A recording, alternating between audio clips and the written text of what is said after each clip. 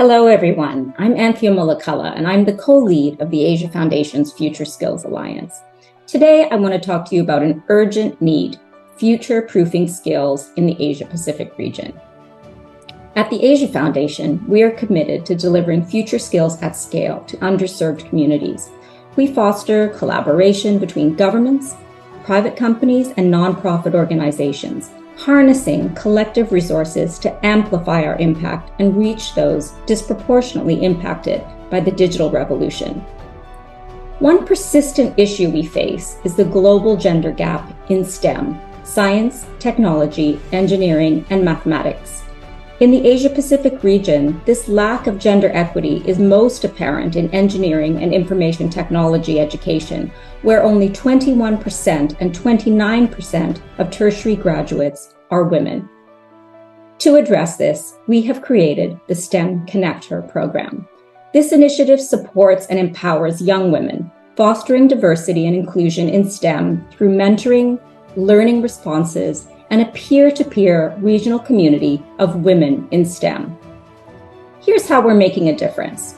First, we're investing in the future. STEM ConnectHER prepares young women for careers in critical fields, driving innovation and economic growth. Second, we're bridging the gender gap. We're tackling the underrepresentation of women in STEM, creating a more equitable and diverse workforce. Third, we're nurturing talent. We recognize the immense potential of young women in STEM and provide them with the resources and support to succeed. And we're building a pipeline. STEM ConnectHER inspires and motivates young girls to pursue STEM education and careers, ensuring future generations of women leaders. Join us in our mission to empower women in STEM. Together, we can build a more equitable future. Thank you.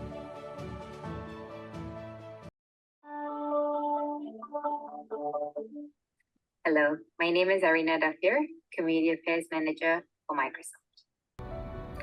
We're excited to be part of this important initiative because closing the STEM gender gap is a significant step towards a more equitable society.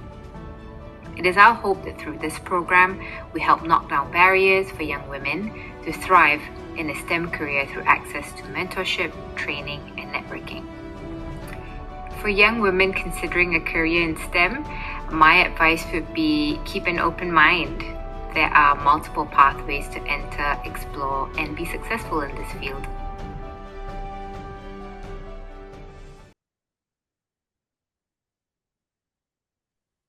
All right. Hello, everyone. Good afternoon. My name is Patrick. I am here from the Asia Foundation, calling in from Manila. So good afternoon or good morning, depending where you are. Joining me today is Nadia, Aya, and Nicole, and our friend Carmina. We'll be introducing ourselves one by one, but I just wanted to check in. Is everyone able to hear us okay? If you could you give us a thumbs up or better yet, let us know where you're calling from in the chat.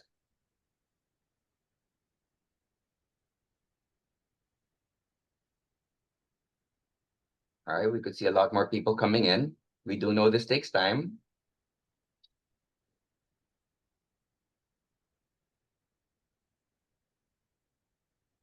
All right. Hello, good afternoon. Hapsan Como. We could see some messages coming in, addressed only to the host and panelists, so don't worry if you're not seeing anything on the chat. Seems to be working. All right. So good afternoon, everyone. Again, my name is Patrick. I am from the Asia Foundation, and I am pleased to be sharing with all of you this opportunity to spotlight a very important session for us. And welcome to our speaker series number 2 for 2025, Breaking Barriers, Women in Engineering and Leadership at Artelia. So just a quick temperature check here that everyone seems all right. We're getting a lot more responses on the chat. Hello, Jeeves. And hello, Mariam. Hi, Anne. Thank you so much for your participation. We're hoping that we could keep this energy up for the rest of the session. We are looking forward to hearing a lot more of your questions, your inputs, for especially as Aya is able to share throughout the entire session. All right. Without further ado, I think we could officially start our session. And to start this off, rather, I'd like to introduce Nadia Subramaniam, the director of the Future Skills Alliance, to give us her opening remarks and a brief intro about what the Future Skills Alliance is. Nadia? Thank you, Patrick. Yeah, Okay, I have a couple of slides, and welcome to everyone, and thank you so much for joining us today. For a few of you who've attended some of the STEM Connector speaker series, either this year or last year, you might be familiar with me. And I'd just like to share a little bit about the Asia Foundation.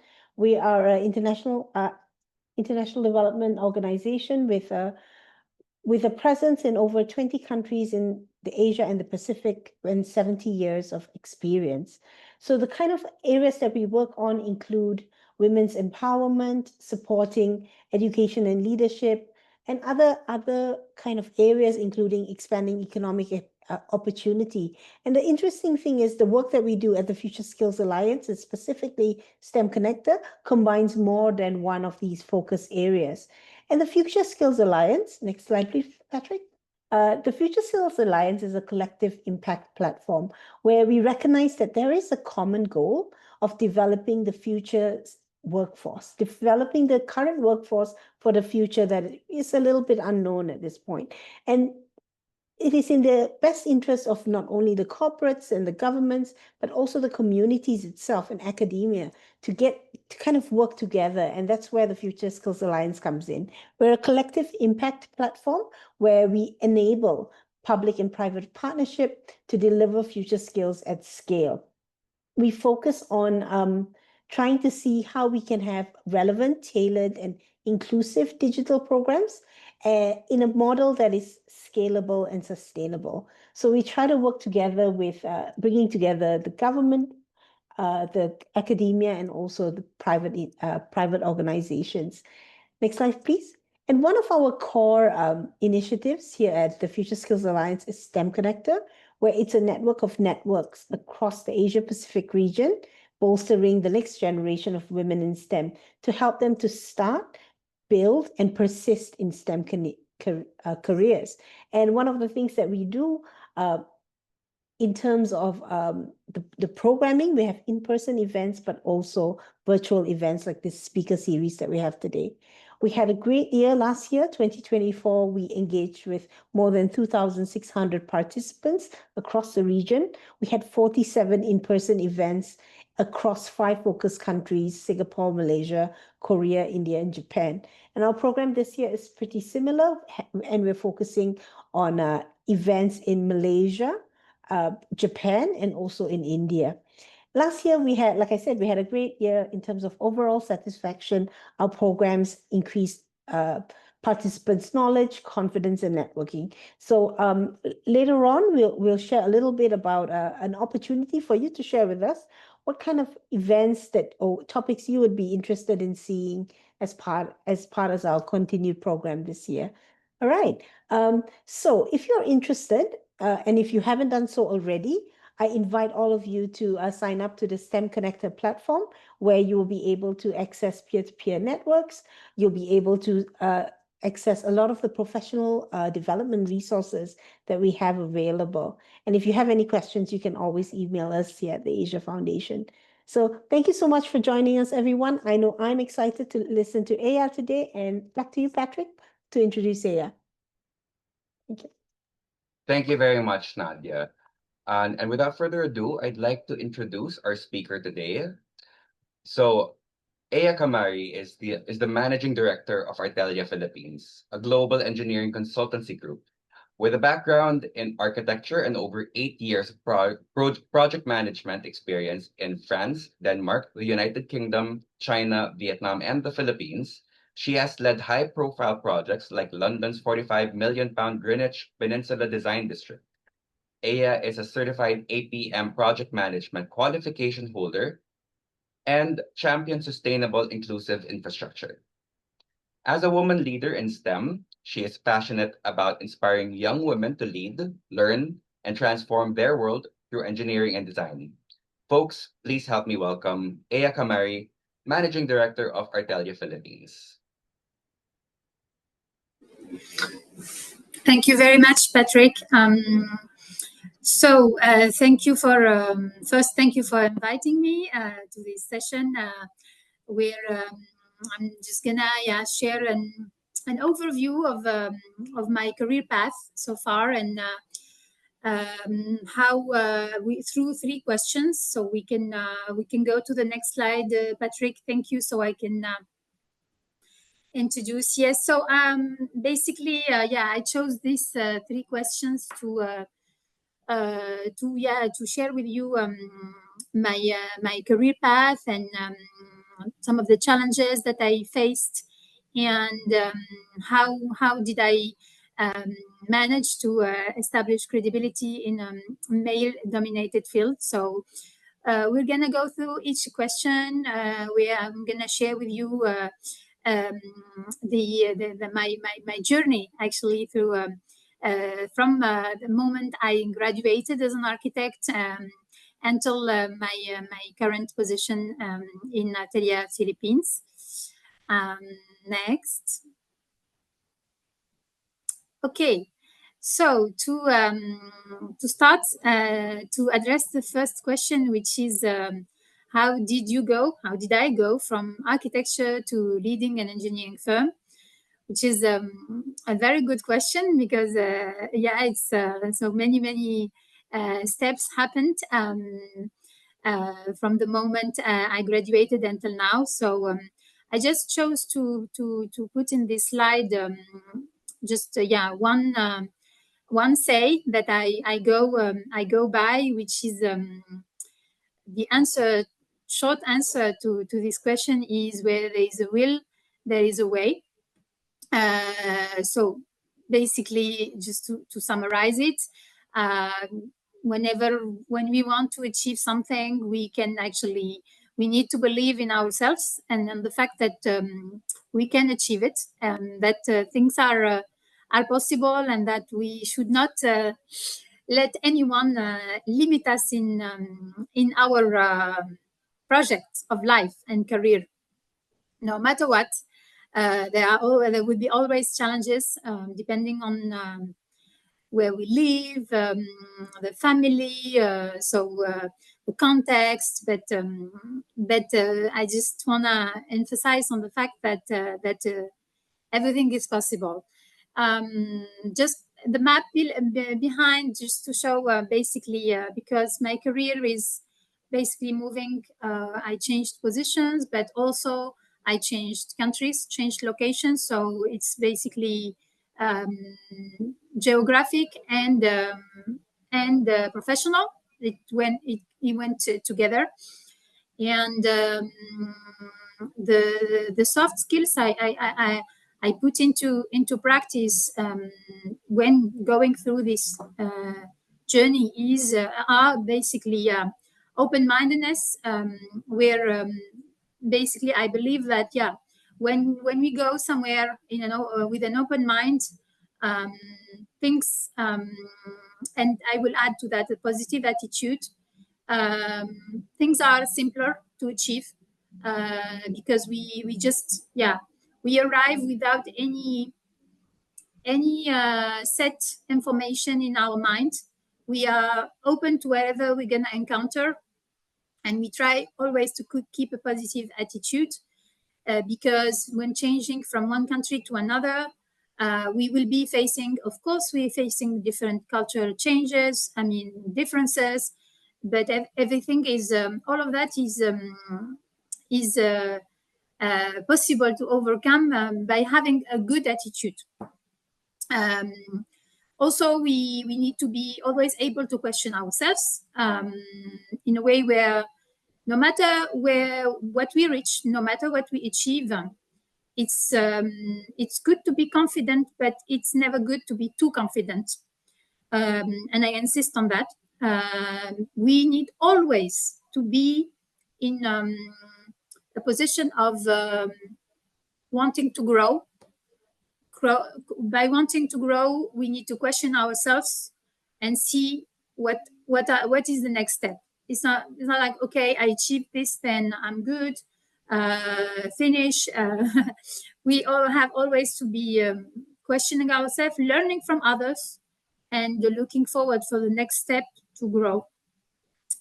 The fourth point is, of course, not being afraid to fail, because this is something that I would say very, very present in all of us, where we are afraid of change, because we say, how about if I fail? Like, how about if I'm taking that position, or if I'm changing countries? Like, I mean, how about if I fail? What a disaster! What a catastrophe! But actually, it's not, because when we think about it, when we analyze it, yes, okay, we try something, we fail. What's the worst that could happen? Actually, the worst that could happen is we come back to the situation or the status that we were in before, the same location, or have the same job. So it's not. I'd like to say that it's not a big deal. Like, failing is not like the end of the world, but because the worst case scenario is that if we, for instance, move to a new country to take a new position, etc., then we have given ourselves the chance to try. Trying is basically allow us to know, yes or no, this is meant for me, yes or no, I can do it. But if we don't go for it, we can never know, and we will remain always saying, oh, if I did this, if I did that, and what would happen? So basically, for me, it's really very important to not being afraid to fail, because failing is actually part of the process, and it's part of the experience, and we learn from our failures. The key drivers, of course, for my career growth, I would say, risk taking, which is just throwing yourself into the unknown, which I did many times, and you will see in the different steps of my careers, and just give myself the means to achieve. I mean, put all the efforts into something for it to be successful. Of course, always with the positive attitude. And if it doesn't work, it doesn't work. I did my best. So always doing your best. And your best is your own best. It's based on what you think is your best, not what others think. Okay. And of course, push your limits, because fear of fail, fear of getting out of our comfort zone limit us a lot, I believe, in life. And by pushing our limits, again, on having in mind that failure is not an issue, it's part of the life, we can achieve things that I personally wouldn't believe that I would achieve. It's just so yeah, this is just a summary of an answer to this question, but I'm going to share with you on the next slide the different steps I went through. Next, Patrick, please.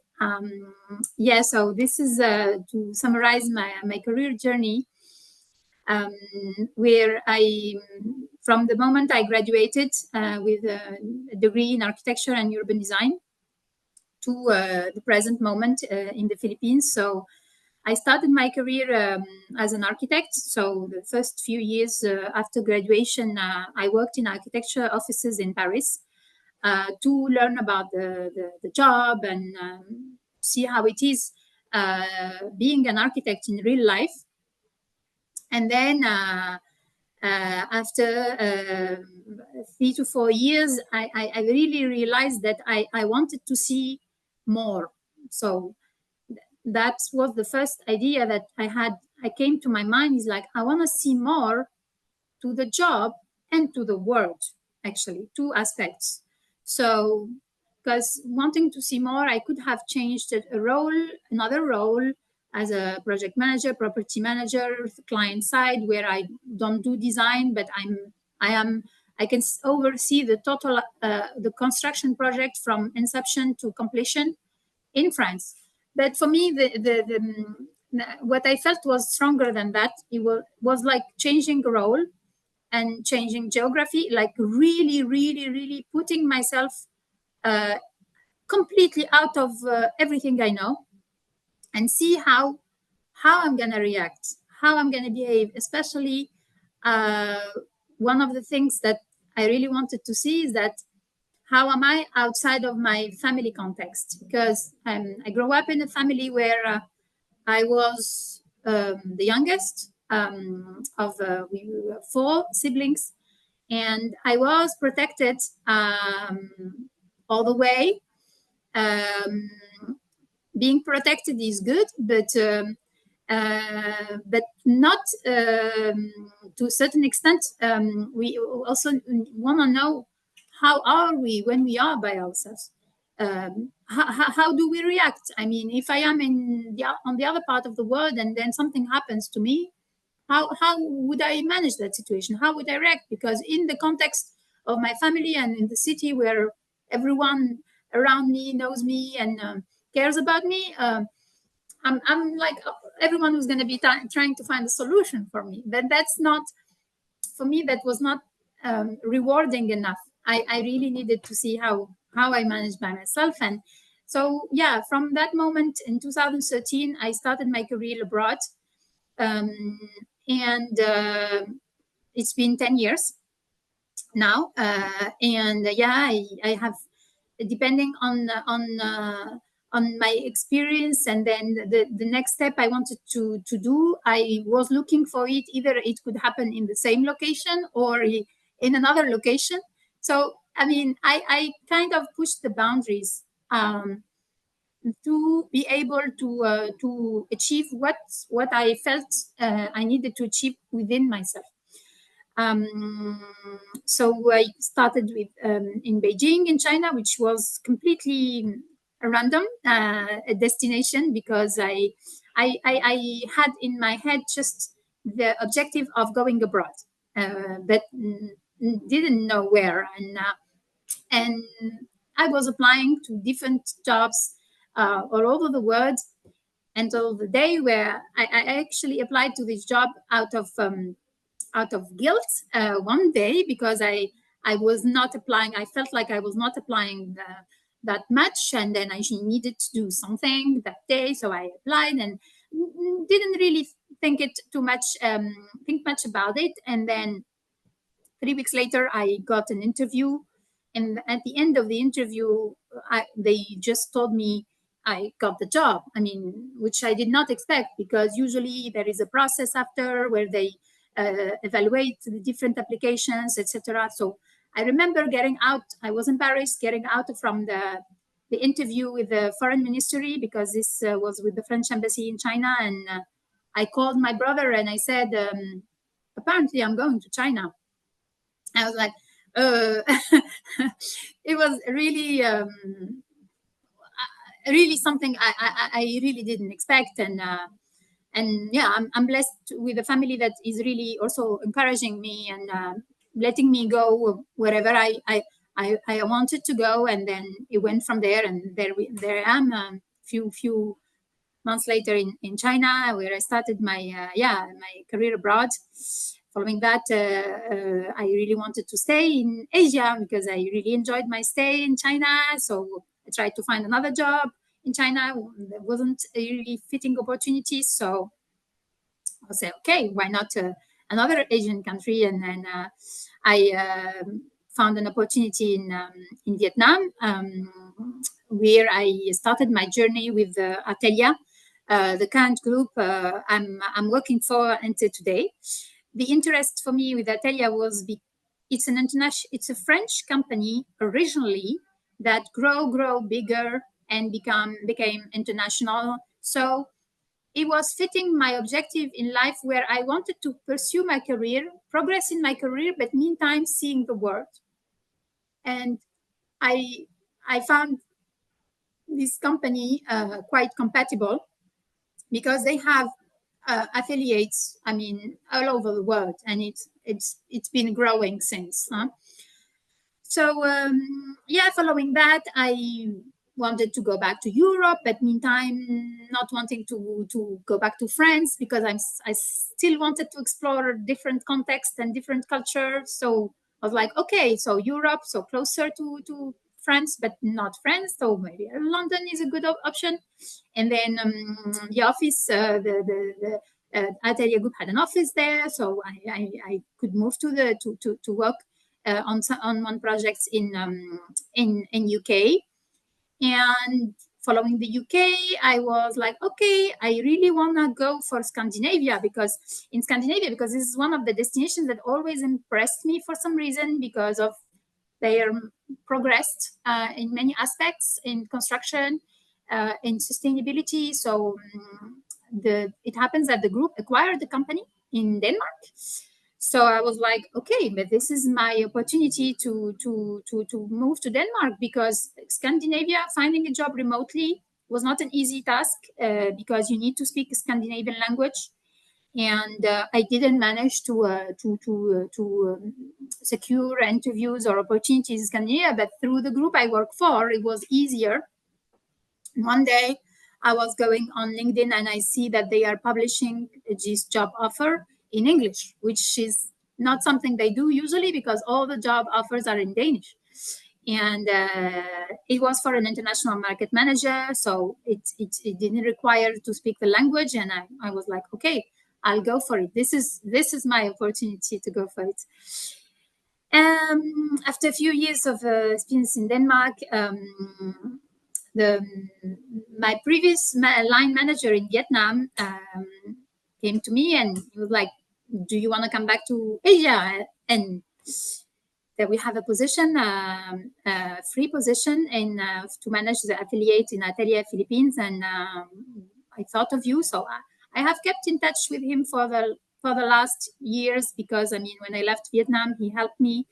And we were just exchanging news. And then but I didn't expect this offer that, of course, it was as much as exciting as scaring because it's again another destination and a much higher position in terms of what I've already done so far. So, but yeah, I took 3 weeks to think about it, and then I was like, okay, let's do it. So there I am. I will share with you with the next slides some of my projects and that I worked on the since my graduation. So these are architecture. So as an architect, so I was designing. I was designing buildings, doing 3Ds, and this was my thesis project, which was a theater in Sénart, next to Paris in France, where I did the full design of the project and the 3D rendering, and I presented it in front of a jury at the end of the year. And this is how I obtained my master degree. Following that, next, Patrick. So these are some rendering of my work as a junior architect and then an architect. So I started as a junior architect in very small architecture firms in Paris, where we were doing residential projects for big developers, where I was designing the building, the apartments, the different sizes of apartments, and making sure that the land is optimized maximum, because it was for developers. They're gonna be selling the apartments, so they wanted to optimize as much as possible for the different sizes of apartments. So it was mainly residential projects, and also I have designed office projects as well, mainly in renovation and fire safety compliance. So these are basically, it was my experience when I started as an architect, and then I somehow realized that what I studied in school and the real job are very different. It's within the job there are like so many constraints in terms of budget, in terms of client expectations in terms of regulations, where we have to follow very much the regulations. And I was like, we were when we were at school, we were like more into the creation, and then you can design any type of building, any shape, any budget, and then yeah, I kind of was hit with the reality, which was of course very, very interesting to me, because it's not an we see like all these star architects designing very, very famous buildings, very beautiful buildings, etc. But not every, architect is going to be doing that in the beginning. I mean, it's a full process to become one of these star architects. And in the beginning, yeah, many architects just work on simple projects where they have to really bear in mind the different constraints that affect the creativity, of course, because when you have to follow a budget and when you have to follow regulations, you mix those, it will be generating somehow a design that is not what you would have chosen if you were like into illimited ideas. So anyway, but it was really interesting. And then from there, this is when I moved to the next experience. Next slide, Patrick. Yes, so this is where I moved to the next experience, which is completely outside of designing. And I remember they asked me in the interview, "You're going to be this role is for a property manager, so you're not going to be designing. So be aware of that. So if you have any frustration in terms of not designing anymore, you really have to know that you're going to be managing projects, you're going to be managing architects, contractors, etc. But you are not going to be doing the design yourself." And I found really the idea interesting, because this has allowed me to see the projects not only during the architecture design, but because you can be given a mission as an architect just to design one part, but then you're not involved in the rest of the project. It really depends what is the scope that is given to you by the client. And in my case, it was just the design, and then it was given to the contractor, etc. And we weren't involved really in the design. I remember architect I was working for, he told me that we can't even go on the site, because if we are seen on the site as the designer of the building, we engage our own responsibility. So it's something that, yeah, we couldn't really see the overall project. So this allowed me to start with that, where I was managing properties that are leased or belong to the French foreign ministry in the APAC region, whether it's consulates, embassies, or residential for civil workers, or culture institutes. So my role was to within the team, we were splitting the geography. So I was taking care of projects in Hong Kong, Shanghai, and Japan, and South Korea.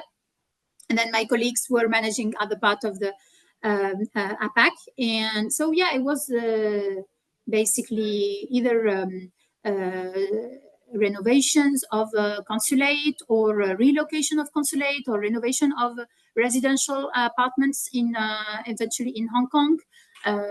So it was several projects in different countries where I really learned how to adapt to a new context, a new culture. And I started by learning Mandarin, because in Beijing, English is not commonly spoken. So that's wasn't one of the challenges that I had to overcome.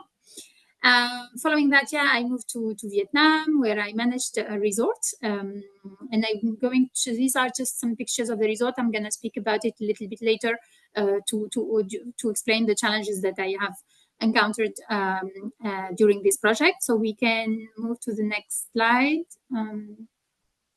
Yeah, then after the Vietnam, I worked on also the big project in London. So because somehow my experience in Vietnam allowed me to access to this project, because in Vietnam it was a big resort with a 5-star hotel and 70 luxury villas in one piece of land. And then in UK, in London, they needed someone to manage this big project of 16 buildings in Greenwich, west of London.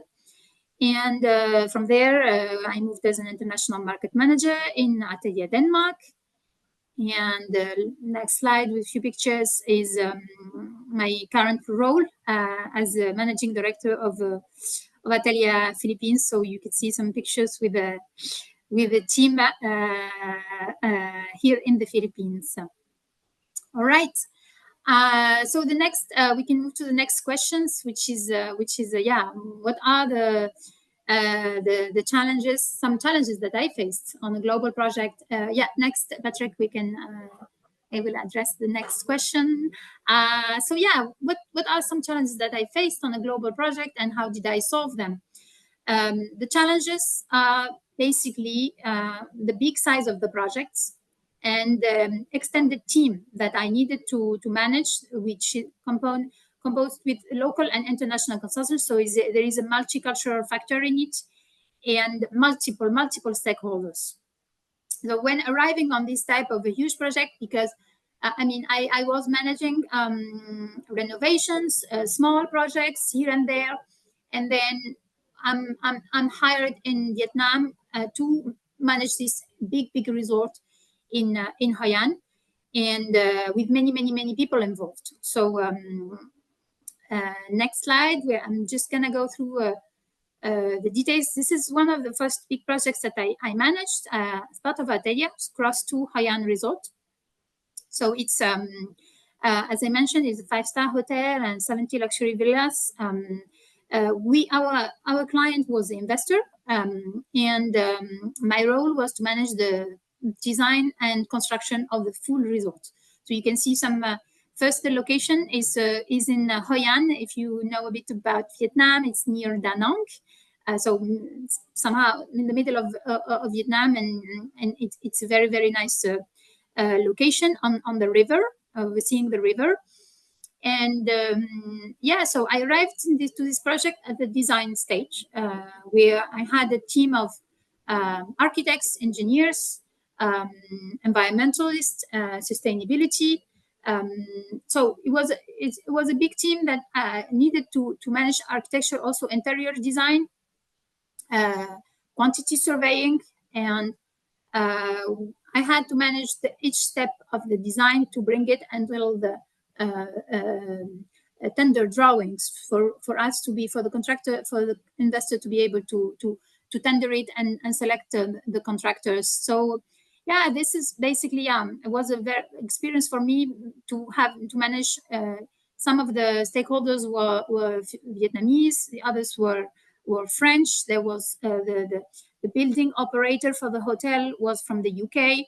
So it was a very much diverse team that I had to manage for us to go toward the same goal, which is achieving the design in time, and then being able to start the construction and to complete it on time as well. So this requires skills, as I mentioned in the first slide, which are being open-minded, being organized, being understanding to different cultures, and open your mind to the fact that in whatever we do in France, for instance, for me, sometimes I would be frustrated because I would like, oh, but in France we don't do that way. And then I always question myself and I say, okay, but I am not in France here, I'm in Vietnam, and things work differently. And I will not, I mean, if I get frustrated and say, okay, no, but this is not how we should do, this is how we should do. But then it doesn't work because I am in a different context. So I had to switch my mind and adapt to that different context. So I can speak the same language than the people I'm speaking with. When I say language, it's not English, of course. It's really a matter of how we can understand each other. So yeah, it was challenging. It took a lot of my energy, but it was an amazing experience for me, and very rich. Where I was there until the beginning of the construction, and then so the first villas were there, and it was so nice to see the design 3D modeling become reality. Continuing on, yeah. So just for the next project, which is somehow similar. Next, Patrick, the design district, which is also a big project. It's a whole area with 16 buildings, 8 architects, and several engineers. And we had the mission of being the project manager. So I was representing the client, what we call in UK employer's agent, to manage the design and the construction process. So the particularity of this project is like there was 8 architects, and each architect had to design 2 buildings. So the design, as you can see, you can Google this project, is very interesting, because like you will have different styles of architecture all mixed in one area. And then there was the challenge in this project was how to coordinate between the architecture design and the engineering.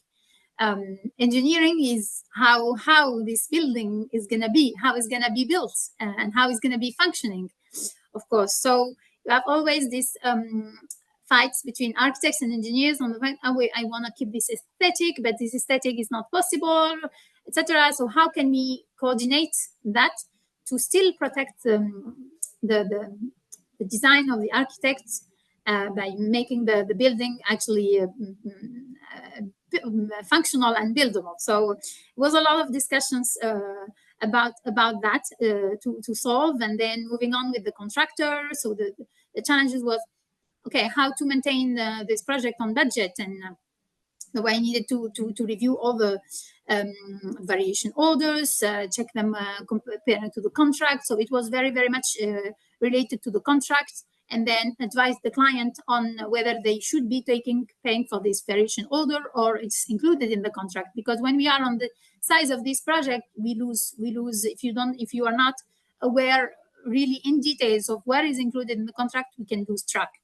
So again, yeah, one funny story about this is that also I just found myself in London in a room full of men, and I thought I speak English very well after my experience in Vietnam and China, but then I am with English-speaking people from the UK, from Scotland, from Ireland, from North UK, in England, and I really had a hard time understanding their accents, while I was the one supposed to manage the meeting and write the minutes at the meantime, lead the meeting and write the minutes, and understand every single bit of it. So it was quite also challenging from that side.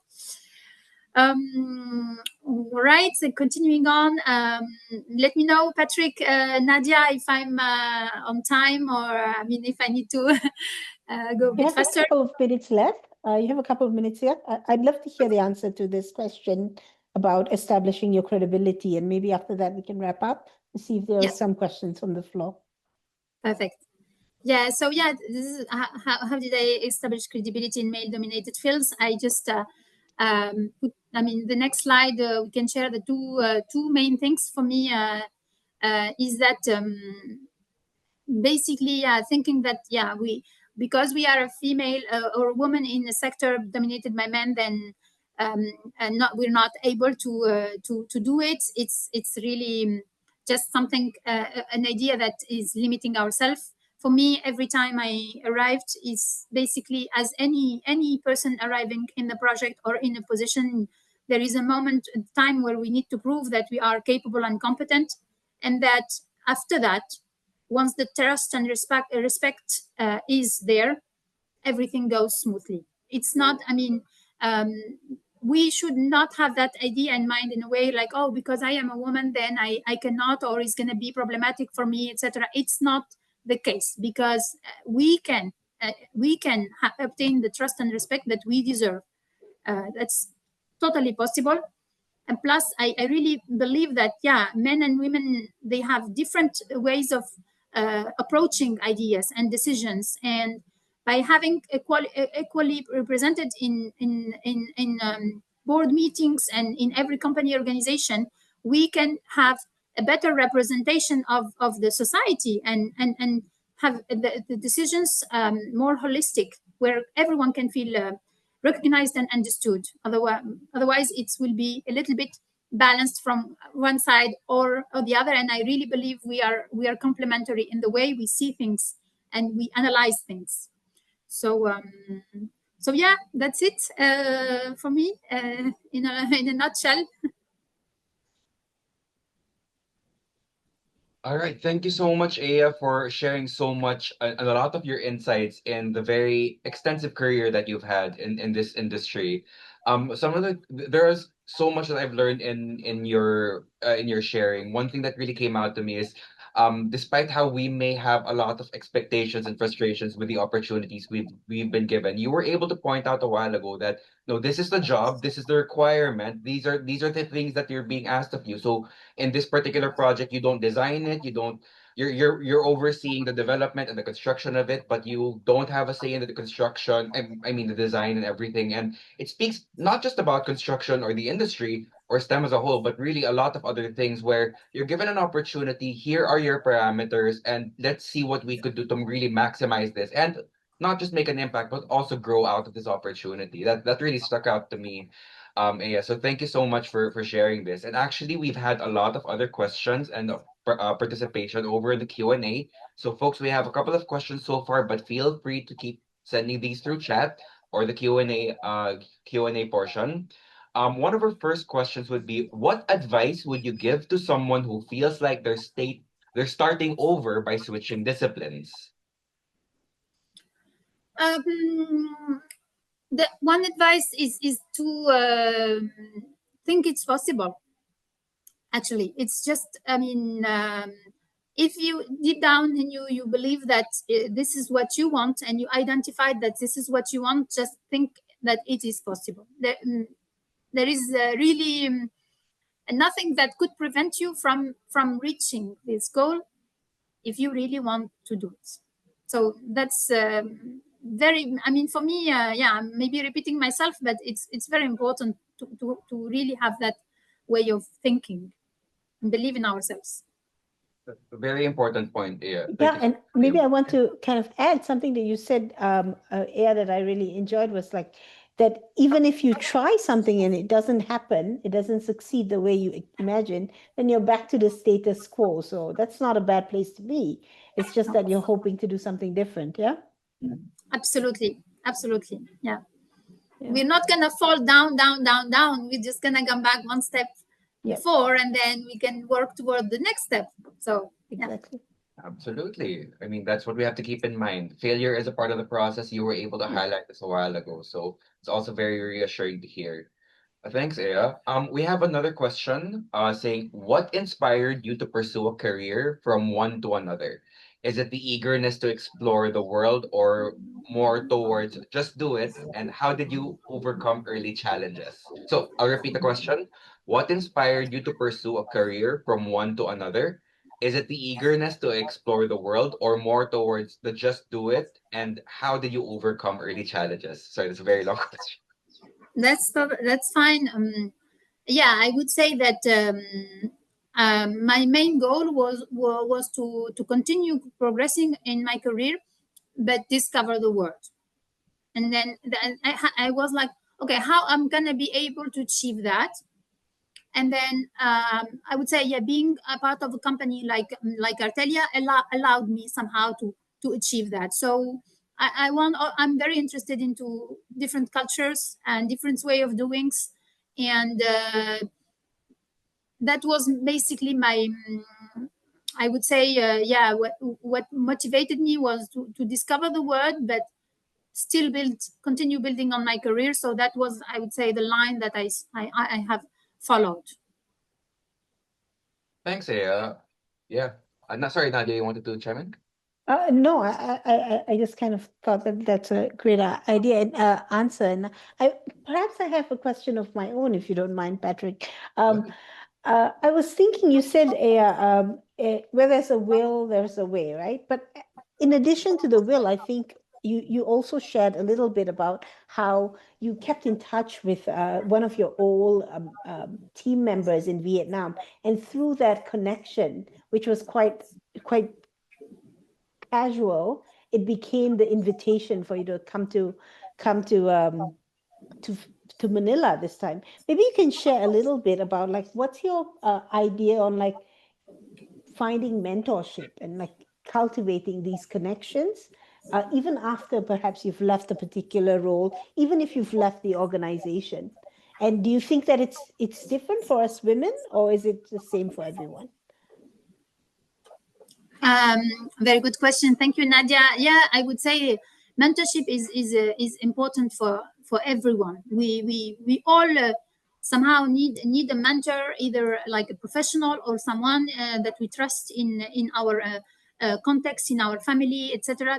That would be believing in us more than what we believe in ourselves, because our issue is usually is that we don't fully believe in ourselves. Okay, so the fact that this line manager I worked with in Vietnam, and then yeah, we did keep in touch, but not really on a regular basis. It was like, oh, how are you? I saw you move to this company. What's happening, etc. How are you? And then it was very simple, keep in touch. And then I came. He thought about me when he became the director of the whole region. He thought about me, the fact that I worked. He knows how I work. I have been in many countries. I can adapt myself to different contexts. Certainly, I don't have made the right experience in terms of taking this very high level position comparing to what I've done before. But he took the bet on me, and this is how it happened, really. So, and then for me, it was even the pressure was even higher, because I was like, he's betting on me. Like, I really need to deliver here. And again, I could have failed. But then if we go with all the mindset, doing your best, putting all your efforts, these are the ingredients to succeed. Yeah. And sometimes I tell myself, even if I don't trust that I can succeed, I trust my mentor's judgment, right? In this moment, I trust that this other person who wouldn't want to put someone who wouldn't be able to succeed. So there must be something that perhaps I'm not seeing the full picture. And then you just take like you said, a small leap towards the unknown. I think we have a couple of things that Patrick would like to share, but maybe usually what we can do is we can continue the conversation, but perhaps Patrick, you want to share what's Yeah, next as we're coming to actually, the thanks, top of the Nadia. hour. Just a little, just being mindful of time here. We're almost up Yeah. at the top of the hour, and just a quick check with everyone here. We wanted, of course, thank Aya, and we want to continue this discussion even after this quick announcement. But we have our upcoming July session on July 23. Over here on the screen, you can see the session details on purpose, the compass for your career. And I think it's very fitting that this would be a follow-up from this session, us considering a lot of the things that we have learned from Aya. You can see the QR code, but as well as the link directly for the registration on the chat. So we'd like to invite everyone. This is open to everyone, not just folks in STEM, anyone who is really looking forward to starting their career and continually having that existential crisis. So we'd like to invite everyone to sign up via the link. Any of the two links, the one I sent or the one that Nadia sent, they both work well. You could choose there from our menu of upcoming events. So folks, please do register. But at the same time, we also want to ask for some feedback from your participation in today's session. Please do scan the QR code, and from here you will be able to get your certificate of attendance as well.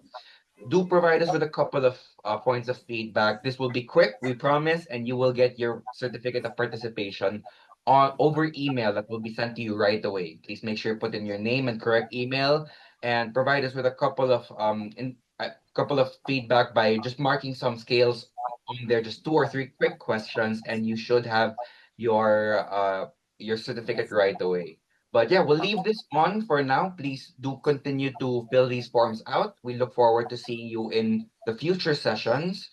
But as you do that, we wanted to bring back a discussion with Aya. There are a couple of other questions that we have from the chat, and taking off from your interest in really immersing yourself in a lot of culture and having that drive as like you're curious about other things and you also want to see, like you said a while ago, to speak the same language, so to speak. I'm sure the practical language from Vietnam, you've gotten a couple of words, but actually being able to connect really is what is important here. And we got a question a while ago with some feedback saying, quote, very impressive cross-geographic leadership and portfolio. You mentioned facing some challenges and supervising diverse teams. Do you have practical tips on managing conflicts and in intercultural teams and projects? I would say, I don't have a specific training on how to manage multicultural teams.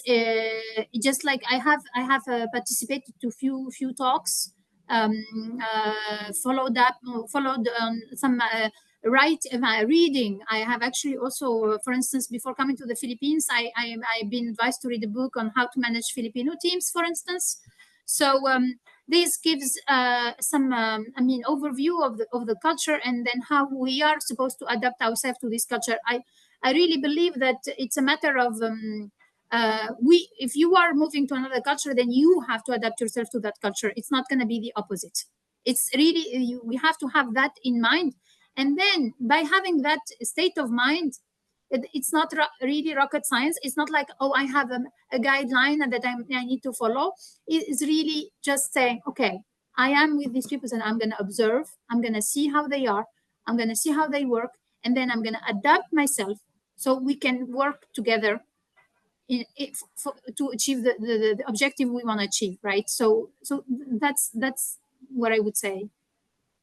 Yeah, and perhaps I could kind of add to that. At a position of leadership, Aya, there is another kind of culture that you can talk about. Not only, I think, in terms of Filipino culture or Malaysian culture, but there is the team culture. So at the position of leadership, you're in a position to say, well, but what is the culture of our team in terms of like, well, if there's conflict, and Malaysians handle it in a particular way, very different for perhaps French people, but in our team, in the case that there is conflict, and then you are able to have that conversation. You're the catalyst there, right? Yeah. And say, well, if something does come up in our team, this is how we're going to handle it. And I think that's a nice thing about culture, that there's layers.